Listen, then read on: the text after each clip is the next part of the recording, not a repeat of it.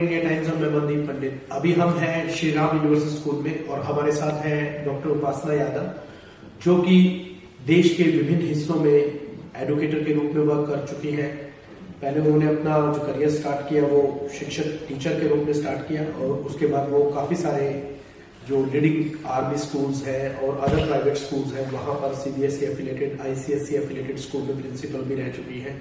देश के विभिन्न हिस्सों में काम कर चुकी हैं और आज क्योंकि एडमिशन का समय चल रहा है तो हम उनसे बातचीत करेंगे कि किस प्रकार से पेरेंट्स को स्कूल का चुनाव करना चाहिए जब वो अपने बच्चे को एडमिशन दिलवाने जाते हैं, चाहे वो केजी का एडमिशन हो, नर्सरी का एडमिशन हो या अदर क्लासेस का हो। मैम, स्वागत है आपका। कैसे है? मैं बहुत बढ़िया Mandeep ji, thank you for having me on your channel. अपने चैनल पे लाने के लिए बहुत बहुत धन्यवाद।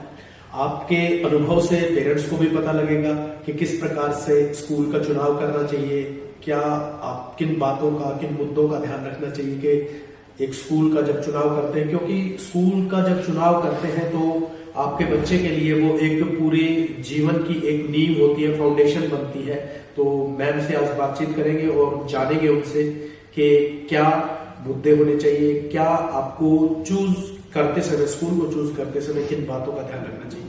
तो मैम, जैसे कि आजकल जो वातावरण है, जिस हिसाब से मदर फादर दोनों ही वर्किंग है और काफी ज्यादा प्रेशर आप लोगों के ऊपर आ जाता है कि अगर बच्चा घर में होमवर्क नहीं करता है या वो जाने के बाद एक्स्ट्रा स्टडी आवर्स स्पेंड नहीं करता है, तो क्या इन बातों का क्या कारण समझते हैं आप और पेरेंट्स को किस प्रकार से इन चीजों पर ध्यान रखना चाहिए? देखिए मनदीप जी, आजकल ये हम जैसे आपने बोला है, ये आजकल ट्रेंड है कि दोनों पेरेंट्स वर्किंग होते हैं। तो बच्चे जो है जनरली या तो ग्रैंड पेरेंट्स या कोई हाउस लेडी होती है जो उनका हेल्प कर रही होती है या बच्चों को देख रही होती है। तो बच्चा जब स्कूल से जाता है उस समय पेरेंट्स को भी ये लगता है कि कोई और देख ले। तो एक तो मैं ये सजेस्ट करती हूँ कि पेरेंट्स ये ध्यान रखें कि बच्चा किसी भी कक्षा में पढ़ता हो, एक उसका कोई प्रॉपर शेड्यूल होना चाहिए जी। बच्चा जब घर से जाए तो बच्चे का एक खेलने का टाइम, एक समय निश्चित होना चाहिए जी। वो कौन सा स्पोर्ट या कौन सा गेम खेल रहा है वो भी निश्चित होना चाहिए कि जो उसने 1-1.5 घंटा बच्चा खेलने में लगा रहा है उसमें वो कुछ स्किल सीख रहा है कि नहीं। चाहे वो बैडमिंटन खेल रहे हैं, चाहे वो स्केटिंग कर रहे हैं, चाहे वो स्विमिंग जा रहे हैं, चाहे वो फुटबॉल खेल रहे हैं। हाँ, बिल्कुल सही कह रहे हैं मैम आप इसमें, क्योंकि बच्चे की मेंटल जो एबिलिटी है वो भी बढ़ेगी, फिजिकल एबिलिटी भी, फिजिकली भी वो स्ट्रांग होगा और वो स्टडी में फिर ज्यादा अच्छे से पार्टिसिपेट कर सकता है। बिल्कुल। उनकी देखिए, बच्चे के लिए केवल पढ़ाई ही उसकी ग्रोथ के लिए रिक्वायरमेंट नहीं होती है जी। बच्चे की स्किल डेवलपमेंट करने के लिए बच्चे को गेम्स भी खेलने चाहिए, उनको किसी ना किसी तरह का कोई म्यूजिक, कोई इंस्ट्रूमेंट या गाना या कोई डांस, इस तरह की कोई स्किल सीखनी चाहिए। वो पेरेंट्स डिसाइड कर सकते हैं कि हमारे बच्चे का इंटरेस्ट जिस तरफ है वो उसको चूज करके बच्चे को उसमें एक्सपोजर दें। जरूरी नहीं है कि बच्चा बहुत ही हाई लेवल की कोई इंस्ट्रक्शन ले रहा हो। आप बच्चे को इंट्रोडक्शन देके उसको देखिए कि बच्चे का इंटरेस्ट, झुकाव किस तरफ है, क्योंकि हमारी ब्रेन डेवलपमेंट के लिए जरूरी है। You are right at your point, क्योंकि जैसा कि मैम ने बताया अभी उपासना यादव जी ने कि आप बच्चे के इंटरेस्ट को जानिए, आप बच्चे की एबिलिटी को पहचानिए और उसी के अकॉर्डिंगली उसके लिए गेम का या एक्स्ट्रा को करिकुलर एक्टिविटीज का चुनाव करें। तो मैम, स्कूल की जब हम बात करें, मान लीजिए कि मैं एक पेरेंट हूँ और मुझे अपने बच्चे को नर्सरी में ही एडमिशन करवाना है या 4th क्लास में, 5th क्लास में, क्योंकि एक 5th के बाद एक ये हो जाता है कि बच्चे को आगे बढ़ना है, किस तरफ जाना है। तो स्कूल का चुनाव करते समय किन बातों का ध्यान रखें? स्कूल में क्या क्वालिटीज होनी चाहिए, क्या एबिलिटीज होनी चाहिए, किस तरीके से पेरेंट्स चुनाव करें, क्योंकि आपका एक बड़ा लंबा अनुभव है शिक्षा क्षेत्र के अंदर। तो देखिए सर, जो मैं बताना चाहती हूँ पेरेंट्स को, कुछ बातें जो उन्हें ध्यान रखनी चाहिए। एक तो स्कूल में पढ़ाई का करिकुलम किस तरह से हो रहा है, वो तो प्राइम रिक्वायरमेंट होती है, वो तो हर पेरेंट चेक करता ही है। दूसरा कि स्कूल में फैसिलिटीज जो है, स्पोर्टिंग फैसिलिटीज क्या क्या अवेलेबल हैं, उनकी फ्रीक्वेंसी क्या है, कितनी बार हफ्ते में बच्चे को ले जाया जाता है उन फैसिलिटीज में। उसके साथ साथ दूसरी को करिकुलर एक्टिविटीज क्या क्या हो रही हैं, कौन सी हम क्या एक्टिविटीज, जब पोर्शन टीचर पढ़ा रहे हैं उसको आप एक्टिविटीज के जरिए सिखा रहे हैं या आप हम सिर्फ को करिकुलर एक्टिविटीज ही कर रहे हैं, जैसे कि आपने कोई डांस ड्रामा किया है, एलोक्यूशन किया है, एक्सटेम्पोर डिबेट्स किए हैं या कोई कल्चरल एक्टिविटीज की हैं या लिटरेरी एक्टिविटीज करी हैं जिसमें हम राइटिंग करवाते हैं बच्चों से, या शॉर्ट स्टोरीज होती हैं या पोम्स होती हैं या पैराग्राफ्स होते हैं। तो इस तरह की इवेंट, कितनी ज्यादा इवेंट स्कूल करवाते हैं, जी जी, वो ध्यान में रखना जरूरी है। जैसा कि मान लीजिए कि आपने तो इतना, आपका बृहद अनुभव है, बहुत वास्ट एक्सपीरियंस है आपका स्कूलिंग के अंदर, टीचिंग के अंदर और एज अ प्रिंसिपल भी।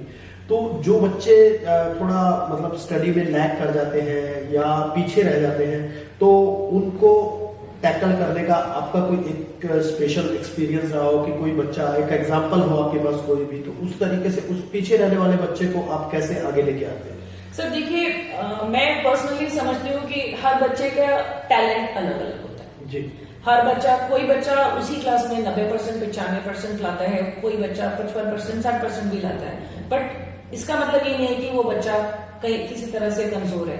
उसका सिर्फ ये है कि उनकी टैलेंट एजुकेशन में, स्टडीज में कम है, लेकिन उनके टैलेंट कोई स्पोर्ट्स में, एक्स्ट्रा दूसरे स्किल में, उनको शायद वो गाने में बहुत अच्छे हो, किसी स्पोर्ट में अच्छे हो, पेंटिंग में अच्छे हो, मतलब दूसरे शब्दों में आप ये कहना चाहते हैं कि हर एक बच्चा यूनिक होता है, हर बच्चा यूनिक होता है और हर बच्चे के अंदर कोई ना कोई टैलेंट होता है। जी जी, तो ये मतलब हमारी रिस्पॉन्सिबिलिटी है टू वही आइडेंटिफाई मैं जानना चाह रहा था कि मतलब यस, आपने वही बोल दिया कि, तो आप देख सकते हैं कि मैम जिस प्रकार से बता रहे हैं कि बच्चे के अंदर एक यूनिक क्वालिटी होती है, एक यूनिक टैलेंट होता है, अपने आप में बच्चा एक स्पेशल एबिलिटी लेकर पैदा होता है, चाहे दुनिया का कोई भी बच्चा हो।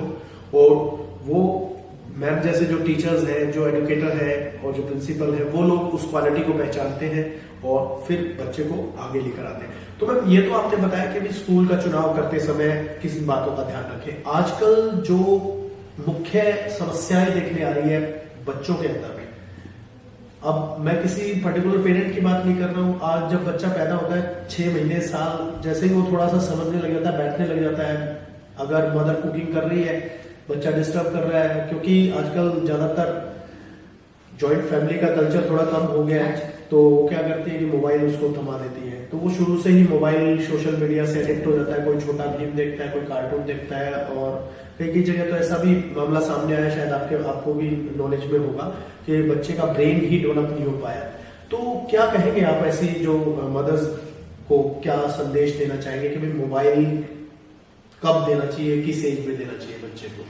देखिए, मैं पर्सनली एज अ पेरेंट और as an educator, as a principal of the school, मैं बिल्कुल अगेंस्ट हूँ बच्चों को मोबाइल देने के लिए। जी। ना ही मोबाइल, कोई भी डिवाइस, जैसे हम आईपैड्स दे देते हैं या हम टैबलेट्स दे देते हैं, बच्चों को इस तरह की इलेक्ट्रॉनिक डिवाइसेस से दूर रखना चाहिए।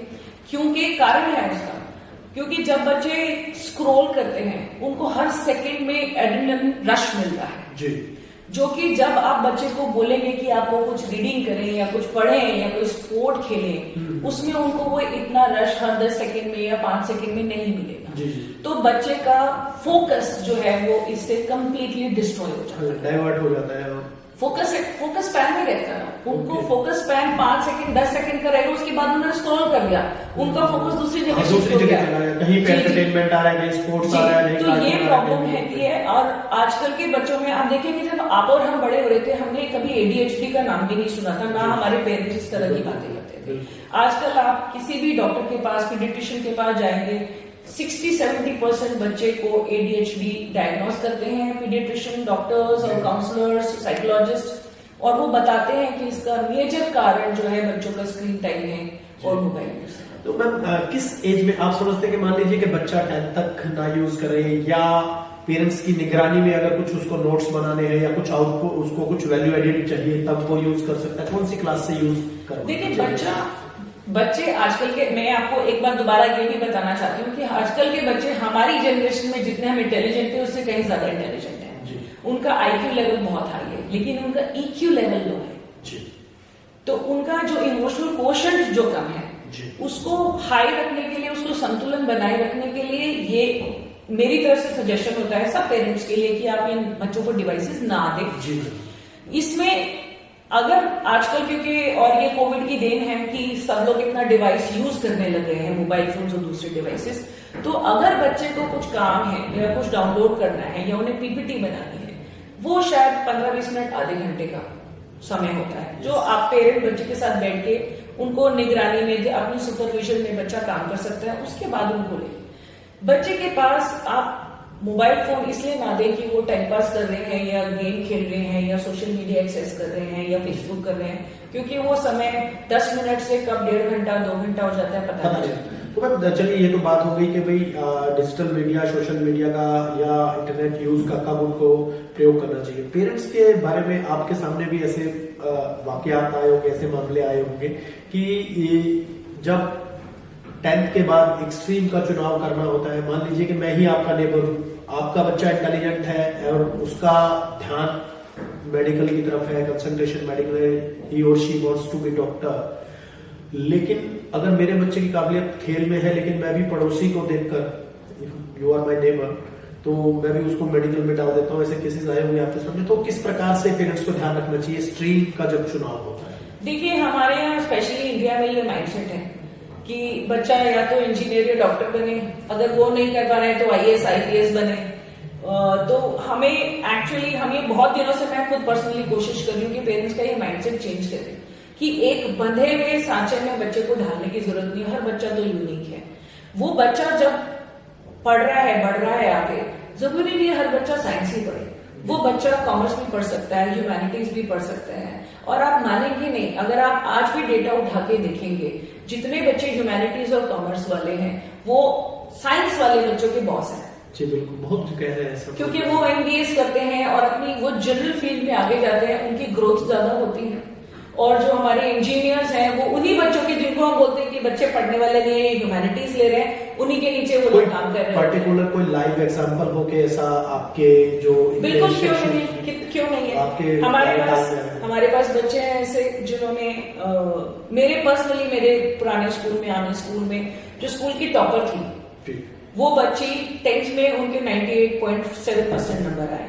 उन्होंने बोला कि मुझको साइंस नहीं पढ़ना है। हमने उनसे पूछा, बेटा आप साइंस क्यों नहीं पढ़ना चाहते? उन्होंने बोला, मैम मुझे जब जर्नलिस्ट बनना है तो मैं साइंस क्यों पढ़ूं? So she purposely took humanities. उन्होंने आर्ट्स के सब्जेक्ट्स चूज किए एंड वो अभी इंडिया के टॉप मोस्ट लीग उसमें बैंगलोर में वो काम कर रही है। एक और एग्जाम्पल देखिए, कॉमर्स का बच्चा हमारा, जब वो चाहते थे कि पेरेंट्स का जैसे माइंडसेट होता है फौज में जाए, NDA दे, बच्चे का इंटरेस्ट नहीं था, बच्चे लॉयर बनना चाहते थे। लेकिन पेरेंट्स का वो माइंडसेट है, वो चाहते हैं कि मेरा बच्चा अच्छा करे, मेरा बच्चा सिर्फ यही करे, फौज में जाए या डॉक्टर इंजीनियर बने। पेरेंट्स का प्रेशर होता है, सोसाइटी का प्रेशर होता है। हमने पेरेंट को काउंसिल किया कि आपके बच्चे का इंटरेस्ट इसमें है। क्लैट एक एग्जाम होता है, आई एम श्योर आप जानते होंगे, तो जो नेशनल लॉ कॉलेजेस के लिए होता है और DU के लिए होता है, वो बच्चे ने फर्स्ट अटेम्प्ट में क्लियर किया। क्यों? क्योंकि हमने पेरेंट को बोला आप इसको एक चांस दे दीजिए, इसका ये अगर क्लियर नहीं हुआ क्लैट, बिकॉज हम वर्क कर रहे थे बच्चे के साथ, आप इसका क्लैट, इसको अपॉर्चुनिटी दे दीजिए, उसके बाद हम खुद इसको ND की प्रिपरेशन करा देंगे।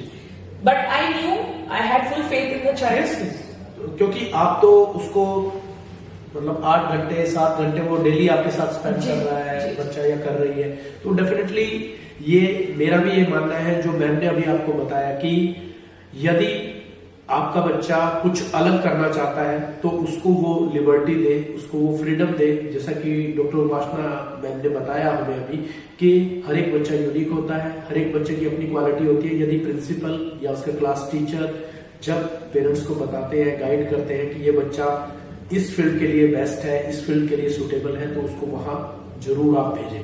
तो इस तरह की बातें जो निकल कर सामने आ रही है कि जो एक प्रिंसिपल होता है या टीचर होता है वो अपने स्टूडेंट को बहुत बेहतर तरीके से जानता है। तो मैम जैसा कि आपने इतना बेहद अनुभव आपका है और आपने इस फील्ड में काम किया है, इसके अलावा कोई और ऐसा कोई और एग्जाम्पल हो जो कि आपने बच्चे को परखा, जांचा और उसको एक अलग स्ट्रीम में जो कि पेरेंट्स नहीं करना चाह रहे थे, जैसे 2 एग्जाम्पल आपने दिए, टीचर्स को एज अ प्रिंसिपल कैसे आप टैकल करते हैं या वो बच्चों को बेस्ट आउटपुट दे, बेस्ट स्टडी दे, बेस्ट टीचिंग दे, उसके बारे में थोड़ा सा। सर देखिए, टीचर्स के लिए तो जैसे हमारा बच्चों के साथ हर दिन काम होता है, ऐसे ही हमारे टीचर्स के साथ भी काम होता है। आई डोंट थिंक कि कोई प्रिंसिपल कभी ये बोलेगी कि मैं स्कूल में सेटल हो गई, क्योंकि हर दिन हमारे लिए नया होता है।